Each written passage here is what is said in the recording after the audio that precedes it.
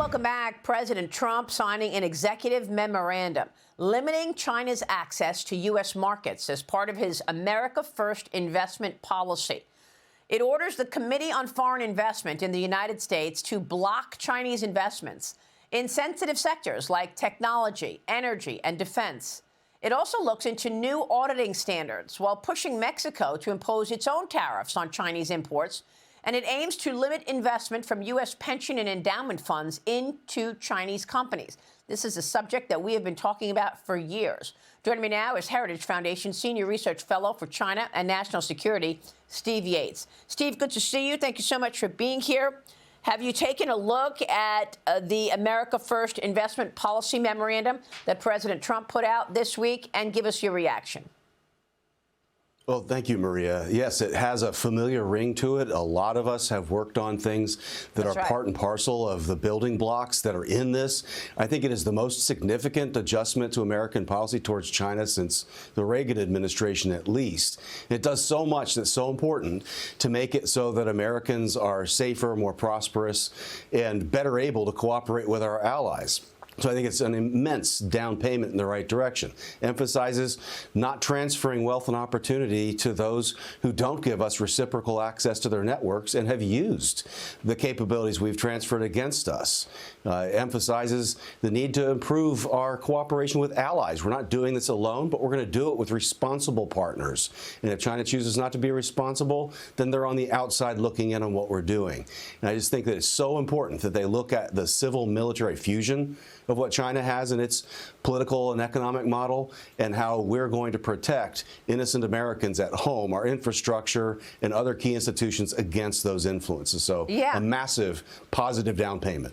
I mean, the memorandum writes this: the PRC is also increasingly exploiting the United States capital markets to develop and modernize military intelligence and other security apparatuses, which pose significant risk to the United States homeland and armed forces of the United States around the world. The bottom line is, does this memorandum get the A shares out, the blacklisted companies, the sovereign bonds? Does it get all of these things out of U.S. capital markets? It's just a memorandum, after all. You're right about it just being a memorandum. Right. It definitely pushes in the right direction. I have every reason to believe the incoming Treasury team is on board with this. Some of them have actually worked on the ideas that I see and hear in this. And so I think it's really the president giving the strategic guidance from 30,000 feet. And he's going to press really hard on his appointed team to deliver executable orders to make this so. I mean, for far too long, you've talked about it more clearly and sustained way than anyone. China has been able to enter our markets on terms no one else enjoys, not even Americans. And so that has absolutely positively has to stop. And they've had access to our critical infrastructure by way of investment and other tools that no other adversarial power has.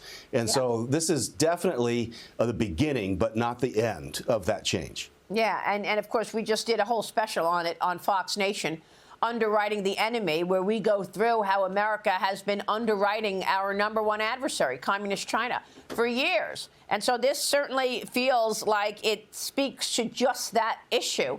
But the U.S. Trade Representative's office is even going one step further, proposing new fees on Chinese ships entering U.S. ports. Under the plan, Chinese-owned vessels could pay up to $1 million per entry, and operators using Chinese-built ships could pay up to $1.5 million. The USTR says China's state subsidies have crushed competition, taking the shipbuilding share from 5% to more than 50% in the last 2 decades, Steve. Walk us through what's going on in terms of the ships, Chinese ships. Well, as you know, there's a lot behind what's happening when a ship arrives at port. A lot of things have happened, and what they're using is the very familiar tool now of tariffs to try to create barriers and derive revenue, at least as a penalty, and perhaps as a strategic weapon to get adversaries who are manipulating market forces by subsidies, kind of laundering things through state-owned enterprises or what have you, so that this unfair competition is has hollowed out our industries that run our critical port infrastructure.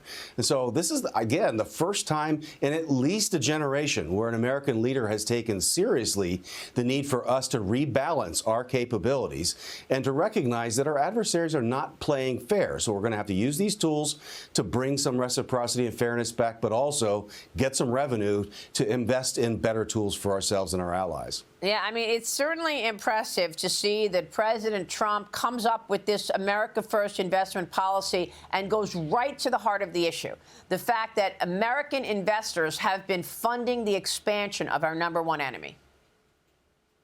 Yeah, it's fundamental. I mean, we have to have American renewal. It makes all of our options better for dealing with China, safer, stronger, all of that. But you have to stop transferring wealth, technology, and opportunity to those who are ready, willing, and able to use it against you. It's really, really basic, and yet it's escaped too many allegedly smart people for too long. Yeah, correct. A bipartisan group of lawmakers, meanwhile, introducing legislation to crack down on China's trade practices as well. You've got Senators Todd Young and Tina Smith saying that the bill would stop Chinese-supported companies from moving production to other countries in order to avoid U.S. tariffs. It also gives the Commerce Department new tools to combat China's Belt and Road Initiative. Steve, your reaction here? Well, this is an example of an agency of government getting help from the legislative body to implement some of the things President Trump has labeled as strategic objectives. So we have USTR writing some of the nuts and bolts, and they're appropriating an oversight counterparts in the legislature trying to put things into actually U.S. code. And so this is, I think, a very positive move to try to put into practice, so it's not just words, one of the tool sets we needed to deal with what we know happens. That you do something directly with China, you squeeze the balloon, and it goes to Canada, Mexico, Southeast Asia, other places, and tries to end up with a subsidized or unfair product coming into the American market. So it's a step in the right direction. It's great that the legislative body is taking up some of the work. All right. We'll be watching your work, Steve. Great to have you this morning. Thanks so much.